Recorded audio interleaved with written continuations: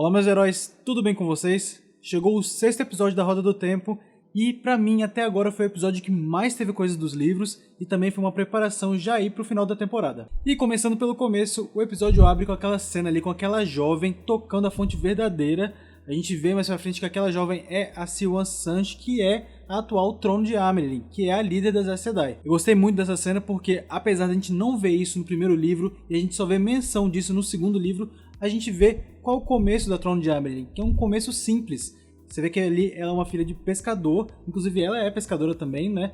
E isso tem muito da origem dela, é muito verdadeiro a ela. Porque a personagem, apesar dela ser uma figura extremamente importante na série e nos livros, obviamente, ela tem uma origem simples. E essa origem dela, eu acho que carrega muito das ações dela e muito das coisas que ela faz ao longo da história dela.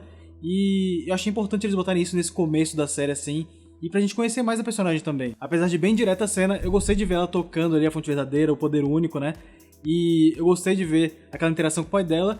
E a parte mais interessante pra mim dessa cena é justamente a presa do dragão que ela encontra quando chega na casa dela. Se você não sabe do que eu tô falando, assim que ela toca a fonte verdadeira e volta pra casa, eles encontram a casa ali em chamas, né? Já pegou fogo em tudo. E na frente da casa tem a presa do dragão, que é aquela marca que tá na porta dela. Pra eu explicar a presa do dragão, primeiro eu vou dizer que antigamente, lá na Era das Lendas, na Segunda Era, agora a gente tá na Terceira Era, as Aes Sedai eram compostas por homens e mulheres, como eu já falei aqui.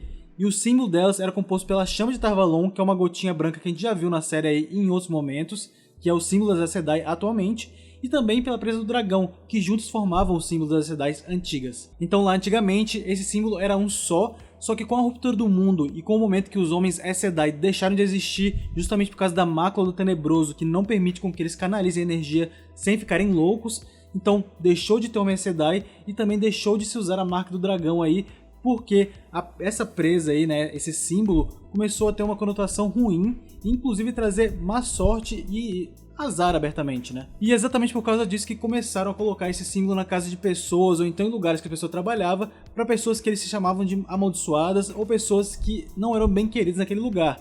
No caso da Siuan, no começo da série, por ela controlar a magia, né, por ela conseguir tocar a fonte verdadeira, justamente por isso as pessoas veem ela de uma maneira ruim. Porque vamos lembrar que na Terceira Era, a magia não é tão vista tão bem assim, e muitas pessoas não estão de acordo com isso. Um exemplo disso são os mantos brancos que a gente vê aí perseguindo a Aes Sedai, justamente por uma noção equivocada, né? Porque eles acham que elas trabalham para o Tenebroso. E pra terminar essa cena aí, a gente vê ela indo de barquinho para Tar Valon, o que eu achei um pouco engraçado porque onde ela mora, que é Tear, é a parte sul do continente, lá embaixo, né? Uma região pesqueira, inclusive, e ela tem que agora atravessar o continente inteiro para chegar em Tar Valon, o que é um pouco absurdo você pensar que uma menina tem que remar o tempo inteiro, mas vamos rezar que ela chegou bem, porque a gente sabe que ela chegou, porque na cena seguinte a gente volta pro presente e vê lá a Siuan Sanche total ali como Trono de Amyrlin. A gente vê aquela menina simples que chegou ao topo do poder entre as Aes Sedai. E essa cena pra mim assim é muito legal pelo que eles vêm construindo na série, porque, primeira coisa, ela mostra a hierarquia das Aes Sedai muito bem.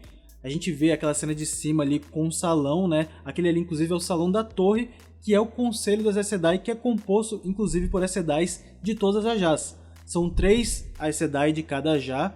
A gente vê lá que tem 3 vermelhas, 3 verdes, 3 azuis, etc. Ele compondo.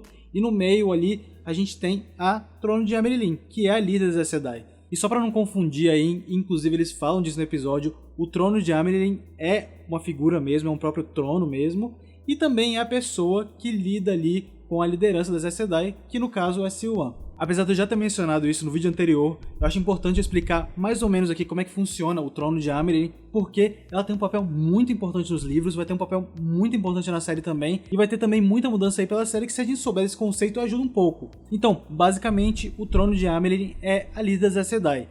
Ela é ali a autoridade suprema entre as Aes Sedai, e ela é escolhida pelo Conselho das Aes Sedai, justamente aquele salão da torre que a gente está vendo ali. Então vai ter basicamente uma votação onde elas decidem quem é a próxima Aes Sedai que vai subir ao trono. E no momento que isso acontece, ela abandona a Ajá anterior dela, no caso da Siuan era a Ajá azul, para representar todas as Ajás, inclusive nenhuma, porque esse que é o papel da Amyrlin. Ela tá ali para representar todas as irmãs Aes Sedai, sem descrição, sem preferências, sem, essa aqui é mais amiga minha, essa aqui é da minha Ajá. Mas apesar disso tudo, a gente sabe que por trás dos panos ali rola uma coisa, a gente vê que tem uma interação com a Moiraine bem legal ali. E isso faz um pouco parte da história, né? Porque no final das contas elas são humanas, elas cometem erros por mais que o papel ali quisesse que elas fossem certinhas, sem se interagir com ninguém, sem amar, não tem como ser assim na vida real, né? Uns outros dois pontos interessantes dessa cena aí é que a gente vê ali as Irmãs Vermelhas e as Verdes bem ao lado do trono de Amyrlin, porque essas duas são as Ajahs mais importantes, pelo menos por número lá em Tar Valon, e número é muito importante. Também a gente tem as Azuis que estão lá no meio, dentre as outras Aes Sedai, que tem uma importância sim, mas basicamente em Tar Valon a gente tem de um lado as Vermelhas, que são as predominantes ali por causa do número delas, e do outro a gente tem as Irmãs Verdes e as Azuis também com elas. Uma cena interessante que a gente vê aí nesse momento é que as Verdes estão quase apoiando ali as Vermelhas. Isso no livro também é dito, porque isso é uma mudança importante que vai dar consequência no futuro. Então tem uma preocupação sim das Irmãs Azuis por as Verdes estarem ajudando as Vermelhas, pelo menos no momento assim, concordando, indo um pouco para a noção delas ali. E isso é perigoso, porque as Irmãs Vermelhas são um pouco mais radicais, elas têm noções um pouco mais diferentes das outras Aes Sedai, inclusive elas não têm guardiões, né, vamos lembrar aqui. E quem sabe esse movimento aí não dá alguma coisa ruim no futuro. Mas pelo menos por enquanto foi legal ver isso, foi legal eles introduzirem isso na série. Eu gostei da interação que eles tiveram com o trono de Amyrlin ali. E eu gostei também que foi uma boa oportunidade pra gente ver a liderança dela. E outro ponto importante também que foi legal de ver é a Curadora das Crônicas que tá na série, como tá nos livros. A Curadora das Crônicas é aquela pessoa que tá bem ao lado da Amyrlin. Ela é ali basicamente uma secretária, uma segunda em comando dela. E os poderes ali, o cargo dela vai depender bastante do que a Amyrlin quer. Então se ela diz que você vai ter mais poder aqui ou ali, ela vai ter. Nesse caso aí é a Liane. Inclusive aí tem um detalhe legal que geralmente a Curadora das Crônicas, ela vem da mesma Ajah da Amyrlin. Nesse caso aí, a Liane, que é a atual Curadora das Crônicas, veio da Ajah Azul, mas passou para a Ajah Verde. Então não é uma regra que vai sempre se repetir, mas é uma coisa que tende a acontecer assim na história das Aes Sedai. Eu acho que essa cena funcionou muito bem pra gente ver a dinâmica das Aes Sedai e da Trono de Amyrlin, porque a gente tá vendo o julgamento do Logain, que na verdade não tem muito julgamento porque ele já foi amansado. E se você não lembra o que é amansado, amansar é basicamente cortar a ligação da pessoa com a fonte verdadeira. Nesse caso aí, um homem, quando é cortada a ligação, ele é amansado. Já uma mulher também pode ser cortada, só que no caso dela chama de estancar. Então há o amansamento e o estancamento. No caso do Logain, ele foi amansado, então ele não pode mais tocar a fonte verdadeira. Ele vive ali quase como um moribundo ali por causa disso. E essa que é a pena dele.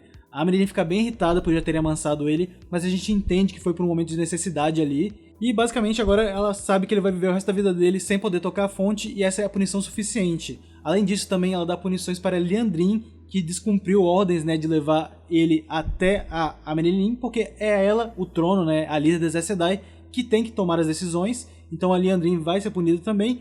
E o pior aí é a Moiraine, que a gente sabe aí que tá numa grande saga, né, porque as Irmãs Azuis, como ela, sempre estão em prol do bem maior, de uma causa maior, e justamente é isso que a Moiraine tá fazendo.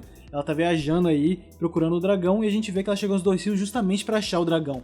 Só que com isso, ela já tá fora da Torre Branca há 2 anos, e isso não é comum para as Aes Sedai. E depois dessa cena, a gente vê a Moiraine reencontrando o Rand e o Mat, e por mais que não tenha sido muito relevante pro momento, eu queria pontuar aqui que o Rand, naquele momento que ele vai tentar defender o Mat, porque ele acha que a Moiraine vai amansar ele, porque lembra que pro Rand ele acha que o Mat está controlando a fonte verdadeira, né? Que ele está tocando a fonte verdadeira, mas a gente vai aprender aí que ele não está fazendo isso, só que pelo menos no momento ele acha isso, e quando ele vai tentar defender o Mat, o Lan chega ali e desarma dele em 1 segundo. Tem uma coisa que não está sendo muito bem tratada na série, é a espada do Rand, que pertencia ao pai dele, e ela tem a marca da garça. A marca da garça é pontuada em vários momentos do livro, e ela é uma marca que é reconhecida por espadachins que são muito habilidosos, e tiveram sua habilidade inclusive reconhecida em reinos, por rainhas. E então fica a dúvida aí, será que o pai do Rand não tem uma história maior por trás dele? Será que eles estão deixando uma coisa um pouco de lado?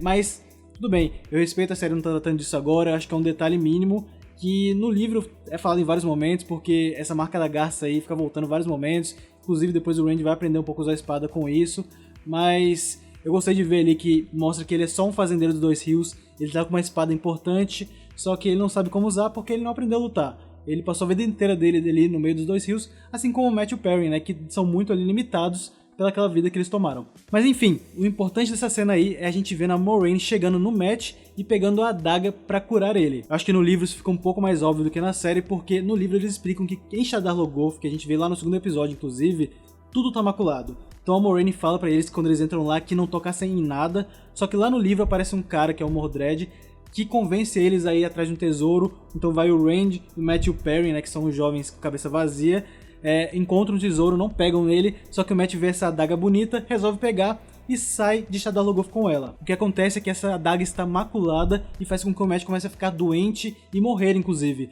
Só que pelo fato do Matt ser poderoso, ele tem sim um poder dentro dele, ele não morre tão fácil assim, porque uma pessoa normal teria morrido em 2 semanas, 1 semana até. E no livro, para ele ser curado, precisaram de várias Aes Sedai para ajudar ele, para quebrar esse vínculo, e mesmo assim, o vínculo não foi totalmente quebrado.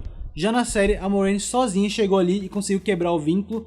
Pelo menos por enquanto a gente não sabe se foi uma quebra total ou parcial. Eu imagino que tenha sido sim parcial, porque a adaga vai continuar aparecendo. Eu pelo menos quero que continue aparecendo. Mas pelo menos por agora, a gente viu que a Moiraine ali tá extremamente poderosa. Além dos dois também, a gente vê ali o reencontro do Perrin e da Egwene chegando também a Tar Valon, que foi uma grande jornada aí, mas pelo jeito tá todo mundo aí junto. E no final do episódio, inclusive, a gente vai ver eles seguindo na jornada deles para o final da temporada, que tá bem perto de acabar com mais 2 episódios apenas. Mas pra mim, um dos momentos mais relevantes do episódio foi a cena que a Moiraine encontra a Siuan no privado. A gente vê ela no quarto dela, olhando de novo para aquele quadrinho ali, e a gente descobre, ou pelo menos eu assumo, né, que aquele quadrinho seja um Angreal. Nos livros, eles explicam que o Angreal é um objeto de extremo poder que faz com que pessoas que consigam canalizar tenham uma facilidade maior em canalizar, que consigam tocar o poder de uma maneira melhor. Então basicamente seria um booster, né? A pessoa consegue usar mais poder do que ela conseguiria normalmente. Queria dizer aqui também que além do Angreal, existe o Sangreal, que ele é mais poderoso ainda que o Angreal.